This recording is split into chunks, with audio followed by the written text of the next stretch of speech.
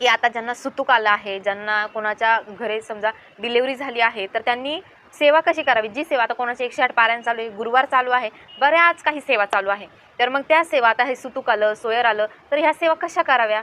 तर सगळ्यात पहिले जो कोणाचे 108 पारायण चालू आहे, आता मी माझं उदाहरण देते तुम्हाला की माझे 108 पारायण चालू होते, हे मी तुमच्यासोबत शेअर केलंच होतं, तुम्हाला सगळ्यांना माहिती आहे.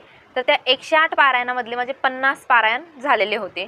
तर आता 50 पारायण झाले आणि मध्येच आता आमच्या घरी बाळ जन्माला आलं. तर मग आम्ही जो आहे तो 9 दिवसाचा इटाळ धरतो. म्हणजे 9 दिवस देवांना आंघोळ वगैरे आमच्या म्हणजे आम्ही देवाजवळ जात नाही, असा आमचा 9 दिवसाचा विटाळ असतो. तर 9 दिवस मग माझ्या सेवेत खंडन पडलं. मग आता मी पुढची सेवा करायची कशी. तर ते 50 पारायण आहे ते मी तिथल्या तिथे सोडून दिले. म्हणजे आता जेव्हा आम्हाला 9 दिवस कंप्लीट होतील तेव्हा आम्ही काय केलं, मी काय करणार आहे, ते जे 50 पारायण आहे ते 108 पारायण काउंटिंग करायचे नाही, कारण की आता मला नव्याने सुरुवात करावी लागणार. संकल्प घेऊन पहिल्यापासून मला आता 108 पारायण सुरुवात करावी लागणार.